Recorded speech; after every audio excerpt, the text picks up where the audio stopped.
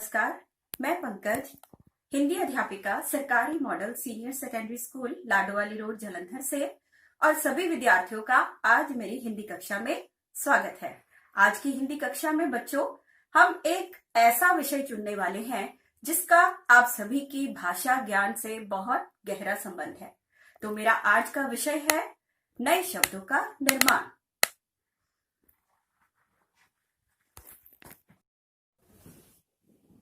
तो प्रिय छात्रों, जैसा मैंने बताया, आज का विषय है नए शब्दों का निर्माण। और शब्दों का निर्माण आप सभी बेहतर जानते हैं, स्वर और व्यंजनों के योग से होता है। तो आप सबकी पूर्व ज्ञान परीक्षण के तहत जरा सी दोहराई कराते हुए मैं आपको स्मरण कराना चाहती हूँ कि हमारे पास हिंदी भाषा में स्वरों की कुल संख्या 11 होती है और इस सूची में 2 अयोगवाह अंग और अह भी शामिल किए गए हैं। बात करें व्यंजनों की, तो व्यंजनों की संख्या कुल 33 है और इस सूची में 3 संयुक्त व्यंजन क्ष, त्र और ज्ञ ये भी शामिल किए गए हैं। तो स्वर और व्यंजन मिलकर शब्द का निर्माण करते हैं और इन्हीं शब्दों के मेल से वाक्य बनता है और हमारी भाषा का विकास होता है। तो आइए सबसे पहले बहुत सरल से शब्द के साथ अपनी इस कार्य का प्रारंभ करें। पहले शब्द का निर्माण करते हुए क व्यंजन में ल का योग किया और अब मैंने इसके साथ म को जोड़ दिया। तो जो शब्द हमें प्राप्त हुआ वो है कलम, और कलम के बिना आपकी पढ़ाई संभव ही नहीं है। आइए जरा सा बदल दे व्यंजनों के क्रम को। तो उन्हीं व्यंजनों को स्थान बदलने पर हमने एक नया शब्द बनाया, कमल, कमल का फूल। और अब आइए एक और नया व्यंजन जोड़कर एक नया शब्द बनाने का प्रयास करते हैं, कमर। और स्थान बदलकर एक और नया शब्द हमें प्राप्त हुआ, रकम, रकम यानी राशि।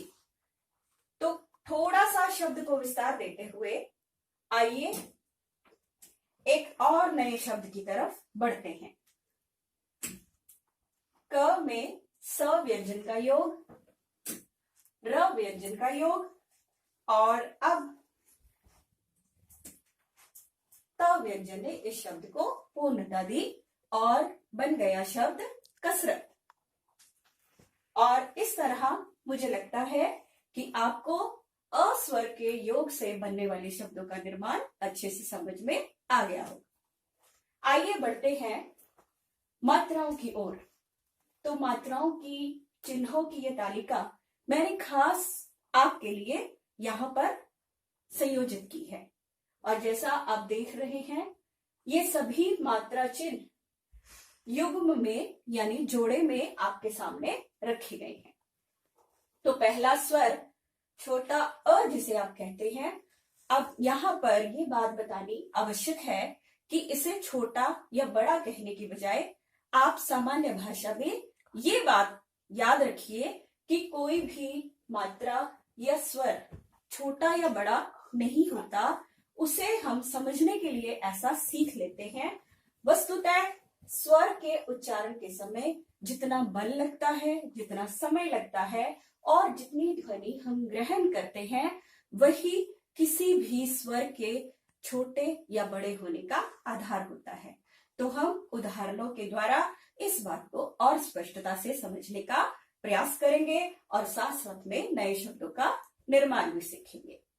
तो सबसे पहले आइए क व्यंजन का इस्तेमाल करते हुए, म का योग करते हुए और आ का मात्रा चिन्ह और मैंने साथ में लगा दिया ल। तो क्या हो गया? कमाल। और ये कमाल आप भी भाषा के स्तर पर कर सकते हैं। तो आइए एक ऐसा शब्द जो आप सबके साथ ही जुड़ा हुआ है, ब, आ का मात्रा चिन्ह, ल, और इसके साथ क, बालक। तो प्रिय छात्रों, बालकों, आप सबको ये सारा शब्द निर्माण और ये सारी रचना प्रक्रिया अच्छे से समझ में आ रही होगी। और मुझे लगता है कि ब को स्थान बदलकर यदि हम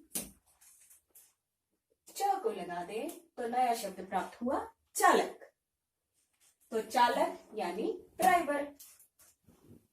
तो आइए इन्हीं व्यंजनों में प को जोड़ दे तो हमें शब्द प्राप्त हुआ, पालक, जो आयरन और विटामिन ए से भरपूर सब्जी है जिसे आपको खाना चाहिए। तो अब मेरे हिसाब से आ की मात्रा के प्रयोग से आप सभी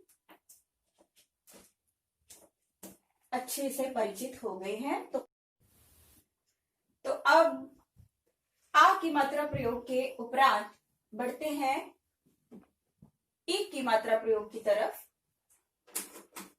तो ई की मात्रा का प्रयोग करते हुए पहला शब्द आज का दिन, और इसमें न का योग किया और शब्द बना दिन। तो बहुत आसान शब्द ई की मात्रा के प्रयोग से हम बना सकते हैं।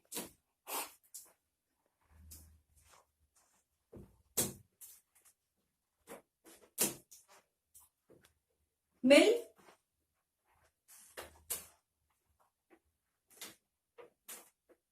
जब दिन चढ़ता है आप स्कूल आते हैं और स्कूल आकर अपने साथियों से मिलते हैं, और जब रात होती है तो क्या करते हैं, हम तारे गिनते हैं।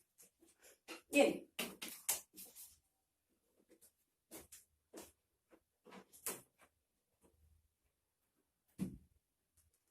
तो इसी के साथ आइए ई की मात्रा का प्रयोग सीखते हैं। तो इसके लिए भी बहुत आसान शब्द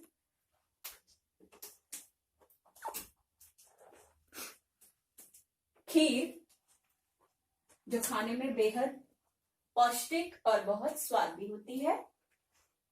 और ख के स्थान पर आइए लगाते हैं त, तो बन गया तीर। तो अब कुछ ऐसे शब्द जिसमें इ और ई दोनों का प्रयोग हो, और उन शब्दों के जरिए हम इस बात को स्पष्टता से समझेंगे कि किस प्रकार ज्यादा बल, ज्यादा समय और ज्यादा ध्वनि के साथ हम इस बात को समझ पाएंगे कि ये ई है और ये ई है। पटल पर पहले से हमारे पास कुछ व्यंजन हैं, उन्हीं का इस्तेमाल करते हुए हम ऐसे शब्द का निर्माण करेंगे जिसमें इ और ई दोनों ही मात्राओं का प्रयोग किया गया हो। तो आइए इ और ई, इनके योग से हमें शब्द प्राप्त हुआ गिनती। तो अभी अगला शब्द की तरफ बढ़ते हुए मैंने चुना ब व्यंजन और उसमें योग किया ज व्यंजन का,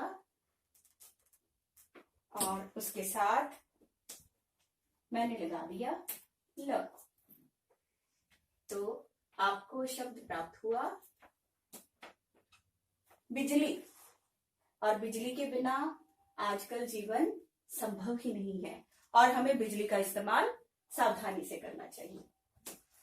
तो इसके बाद मैं आपको कुछ ऐसे शब्दों की तरफ लेकर जाती हूं जिनके इस्तेमाल से आपको ये बात और भी ज्यादा समझ में आएगी कि भाषा में मात्राओं का क्या महत्व है। तो हमारे पास द और न दो व्यंजनों में ई का योग होने से शब्द बना दिन। और यदि हम इन्हीं व्यंजनों में सिर्फ मात्रा का फर्क डाल दें तो आइए देखते हैं क्या बनता है। दिन, दिन यानी दिवस और दिन यानी गरीब। इसी प्रकार एक और शब्द जिससे हम मात्रा के अंतर का और अभ्यास कर सकते हैं, और च के साथ दूसरा व्यंजन र।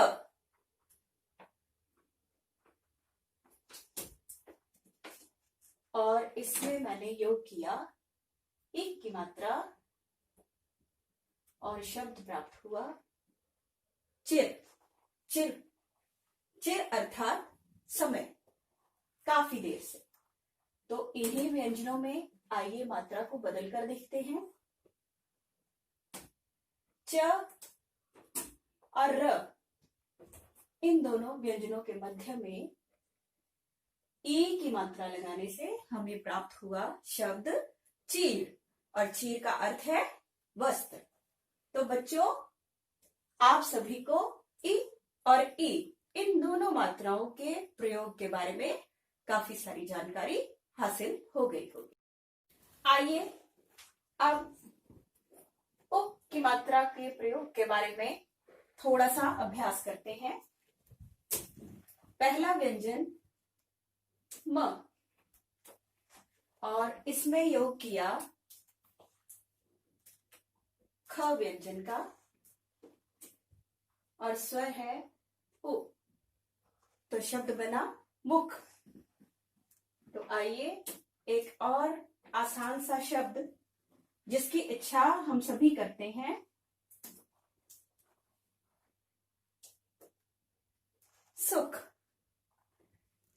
और ईश्वर करे आप सबको बहुत सारे सुख प्राप्त हो। अब अगले शब्द की तरफ बढ़ते हुए आइए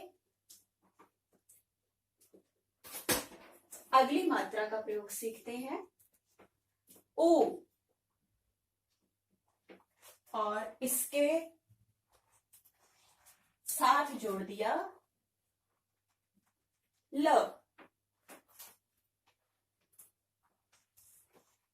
और दो मात्राओं का प्रयोग किया मैंने,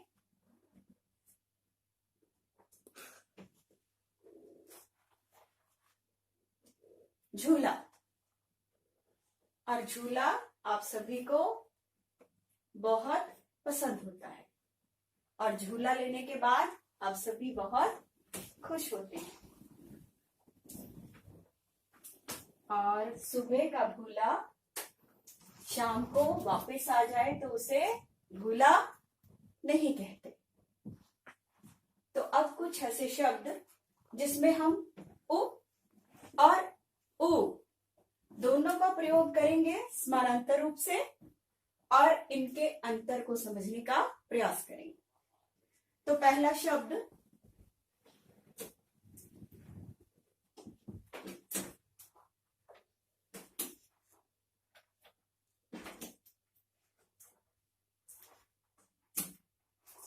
तीन व्यंजन इस शब्द में प्रयोग करने वाली हूं मैं, और दोनों ही मात्राएं, और शब्द है सुदूर। सुदूर यानी बहुत दूर। और इसी क्रम में अगला शब्द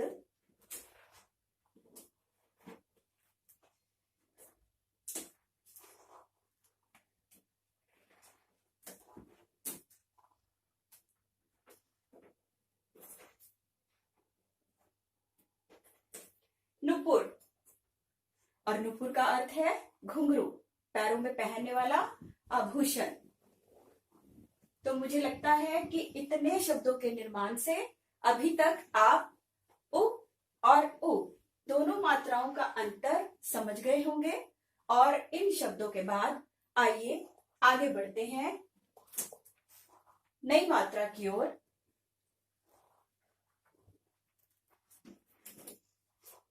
और वो मात्रा है रि। रि स्वर के प्रयोग से बहुत सारे शब्द हम बनाएंगे। तो पहला शब्द जो बनाने वाली हूं मैं, और ये बन गया रि के प्रयोग से पहला शब्द कृष। और कृष ये ऐसा सीक्वल बना मूवीज का कि आप सभी कृष मूवी को बहुत पसंद करते हैं। तो आइए इसी कृष में इ का योग करें तो आपको शब्द प्राप्त हुआ कृषि। कृषि यानी खेती। और इसी क्रम में अगला शब्द नृप। नृप यानी राजा। और भी बहुत सारे ऐसे शब्द हैं जिन्हें हम ऋ का प्रयोग करते हुए बना सकते हैं, जैसे घृत। घृत यानी घी। मृग। मृग यानी हिरण। दृग। दृग यानी आग। और घृणा। घृणा यानी नफरत। और अंत में ऋ के प्रयोग से एक खास बात जो मैं आपको बताना चाहूंगी, वो शब्द जिसका प्रयोग आप सभी बहुत बार करते हैं, वो शब्द है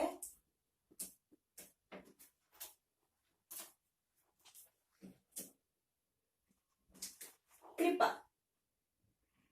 तो ईश्वर आप सभी पर अपनी कृपा बनाए रखे।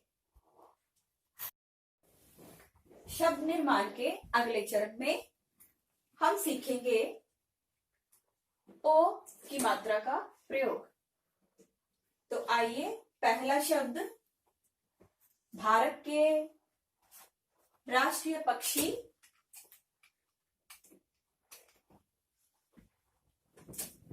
और इसी शब्द के साथ ओ की मात्रा का योग करते हुए हमने शब्द निर्माण किया मोर। और म की स्थिति को बदल देते हैं और उसके स्थान पर शोर। तो बच्चों कक्षा में शोर नहीं करना चाहिए। और अब नया शब्द बनाया भोर। भोर यानी सुबह। आइए अब औ की मात्रा का प्रयोग करते हुए कुछ शब्दों का निर्माण करें। तो सबसे पहले आइए एक ऐसा शब्द लेते हैं जो सुनते ही पढ़ते ही आपके मुंह में पानी आ जाएगा। तो जब तक मैं ये शब्द बना रही हूं, आप सोचिए कि ये कौन सा शब्द होगा।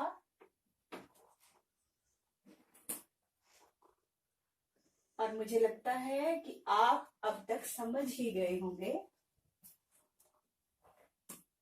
कि मेरे दिमाग में कौन सा शब्द चल रहा है।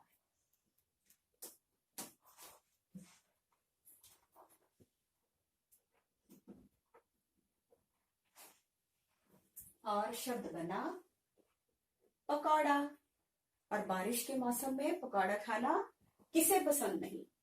तो आइए इसी शब्द को बदल देते हैं।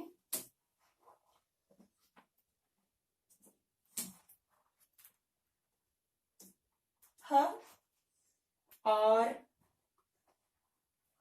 थ का प्रयोग करते हुए मैंने बनाया शब्द हथौड़ा। अभी हथौड़ा के बाद बहुत सारे आसान शब्द आपके दिमाग में आ गए होंगे। तो लकड़ी की काठी, काठी पे घोड़ा और दुम दबाकर घोड़ा दौड़ा। शब्द निर्माण के क्रम को आगे बढ़ाते हुए आओ बच्चों, हम नए स्वर के साथ कुछ और शब्दों के निर्माण का अभ्यास करते हैं। तो मैंने दो व्यंजन र और ग, इन्हें जोड़कर शब्द बनाया रग। और रग, इसका अर्थ आपको पता ही है, नाड़ी, नस। तो एक ऐसा स्वर जिसका इस्तेमाल करने से इस शब्द का अर्थ भी बदल जाएगा, और उसके बारे में मैं बहुत सरल शब्दों में आपको बताना चाहती हूं कि वो स्वर है अनुस्वार, जिसे हम बिंदी के नाम से जानते हैं और जिसका प्रयोग हमने व्यंजन शब्द में भी किया है।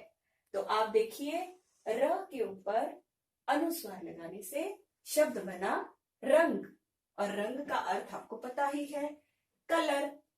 तो यहां मैं ये बात आपको स्पष्ट कर दूं कि अनुस्वार वो स्वर है जिसके उच्चारण के समय हवा नाक की तरफ जाती है और बोलते समय नाक के जरिए बाहर निकलती है। आप स्वयं शब्दों को बोलकर देखिए, रग, यहां पर कहीं भी हवा का संबंध नाक की तरफ नहीं है। और जब आप शब्द बोलेंगे रंग, तो आप स्वयं अनुभव करेंगे कि नाक से हवा बाहर निकल रही है। तो बहुत सारे ऐसे शब्द जहां हम अनुस्वार का प्रयोग करेंगे और साथ में बोलकर इस बात को समझने का प्रयास भी करेंगे। तो अगला शब्द, ये वो शब्द है जो आप बहुत पसंद करते हैं। ये एक ऐसी चीज है जिसे उड़ाना आपको बहुत अच्छा लगता है। तो शब्द बना पतंग, और यहां पर अनुस्वार का प्रयोग त के ऊपर किया गया है। अब अगला शब्द बनाने का प्रयास करेंगे।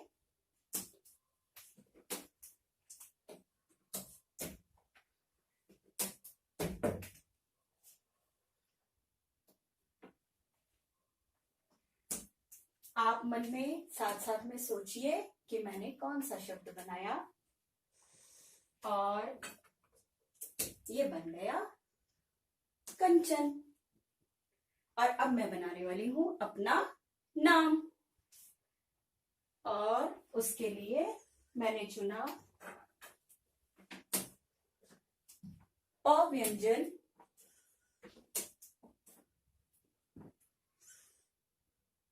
और उसके साथ लगाया क व्यंजन,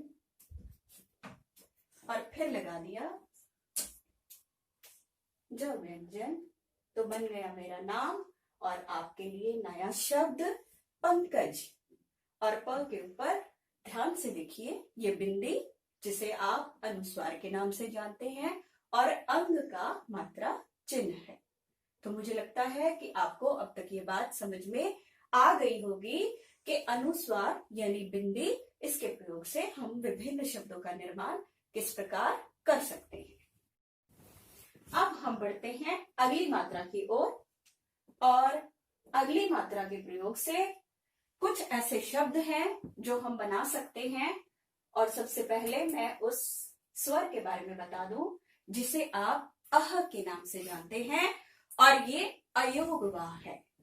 और इसके इस्तेमाल से हम बहुत सारे शब्द बना सकते हैं, लेकिन सबसे पहले मैं एक सरल शब्द से शुरुआत करती हूं। तो ये शब्द आपके सामने सिर्फ एक व्यंजन के प्रयोग से बनाने वाली हूं। छ व्यंजन के पीछे मैंने जोड़ दिया अह, और ये बन गया छ। तो छ मतलब 6। तो छ के बाद आइए अगला शब्द बनाने का प्रयास करते हैं, और वो शब्द होगा ऐसा शब्द जिसे आप बहुत बार बोलते हैं, सुनते हैं, और आप भली भांति इस शब्द से परिचित हैं। तो अब मैंने चुना प के बाद अगला व्यंजन त, और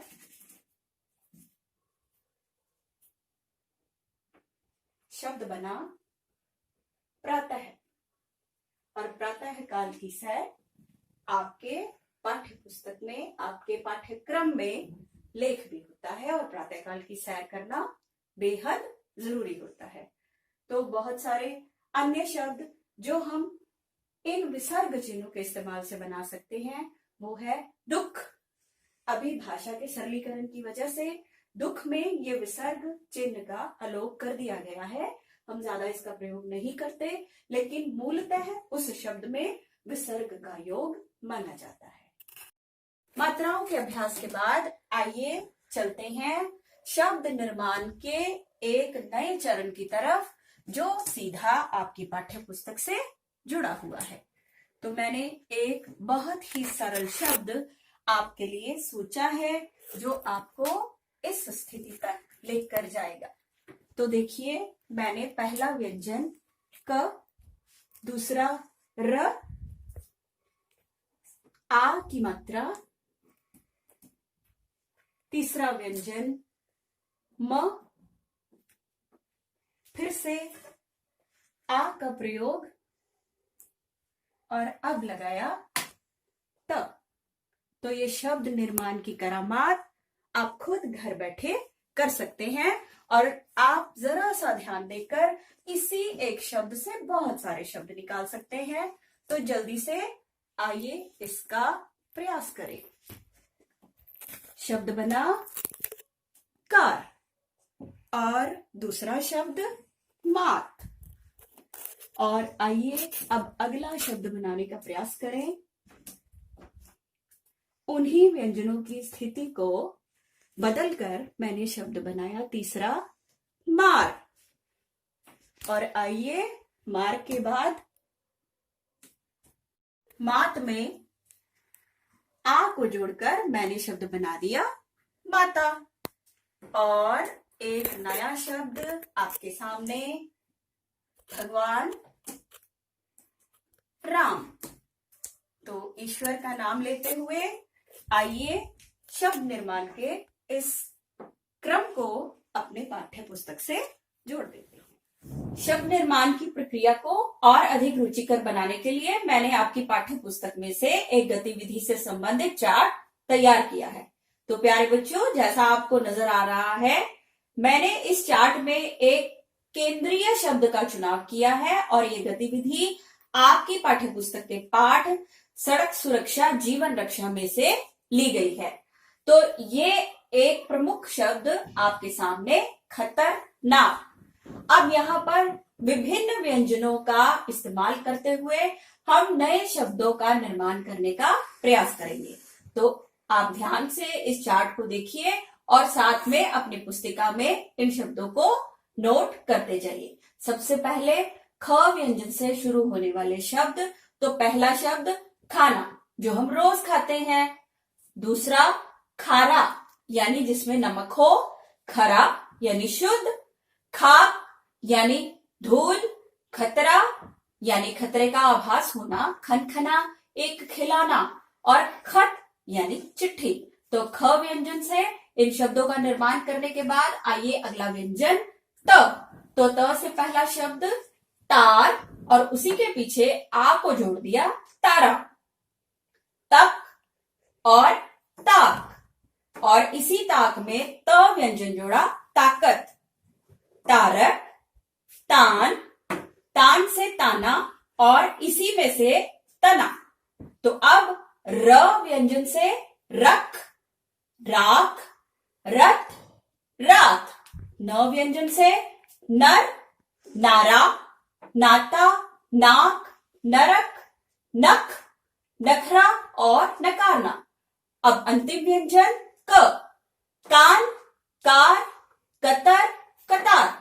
तो बच्चों, ऐसे बहुत सारी गतिविधियां आपकी पाठ्य पुस्तक के अलग अलग पाठों में हैं। आप उन्हें अपने स्तर पर हल करने का प्रयास करिए।